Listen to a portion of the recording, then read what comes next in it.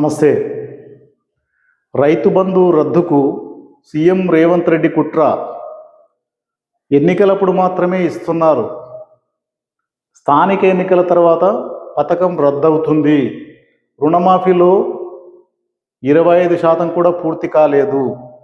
Bonus విషయంలోనూ మోసం చేశారు. అన్నదాతలు కాంగ్రెస్ పార్టీని నిలదీయండి. 100% రుణమాఫీ జరిగితే రాజకీయ సన్యాసం తీసుకుంటా.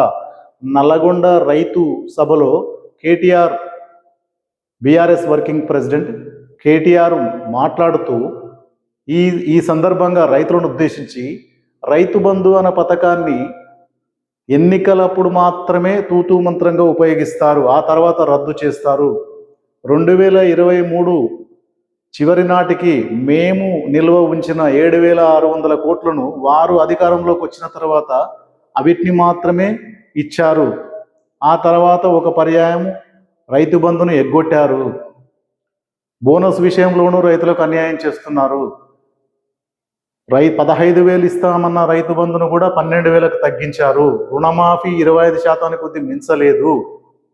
ఈ విధంగా మాట్లాడుతూ రైతులు కాంగ్రెస్ ప్రభుత్వాన్ని నిలదీయండి అంటూ మీకు పదే పదే అన్యాయం జరుగుతుంది, ఈ రైతు బంధు అనే పథకాన్ని రద్దు చేస్తారు కాంగ్రెస్ ప్రభుత్వము అంటూ ప్రజలను ఉద్దేశించి వారు మాట్లాడడం జరిగింది.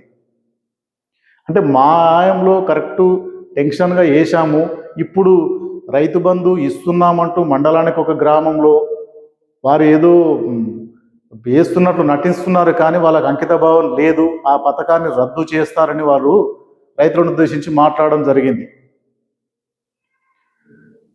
నిజమే, కొంత అయితే రైతులకు ఇబ్బంది ఉన్నమాట వాస్తవంగా కనపడుతుంది. అంటే కిందటి పర్యాయం రైతు బంధు అసలు మీరు ఇవ్వలేదు, అది అందరికి తెలిసిన విషయమే. బోనస్ విషయంలో వచ్చిందిలేండి, అది వీరి ఆరోపణతో రైతులు ఏకీభవించరు. రైతు సన్నాలకు 500 బోనస్ కొంతమందికి వచ్చినాయి, కొంతమందికి జాప్యం జరిగి ఉండొచ్చు, అది కొంత లేట్ కూడా కావచ్చు, అది వేయచ్చు. రైతు బంధు విషయంలో పోయినసారి రైతులకు రాకపోయినా దానికి ఏదో ఆర్థిక కారణాల వల్ల రుణమాఫీ జరగడం వల్ల వచ్చలేదు అనుకున్నారే, కానీ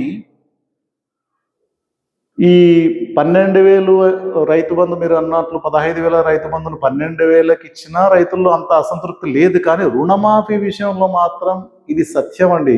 మీరు పదే పదే పదే పదే మీ ముఖ్యమంత్రి గారు కానీ మంత్రులు కానీ రుణమాఫీ జరిగింది అంటున్నారు, కానీ వాస్తవానికి మాత్రం రైతుల్లో తీవ్రంగా దాని మీద ఆవేదన ఉంది, అసంతృప్తి ఉంది, ఆవేదన ఉందండి.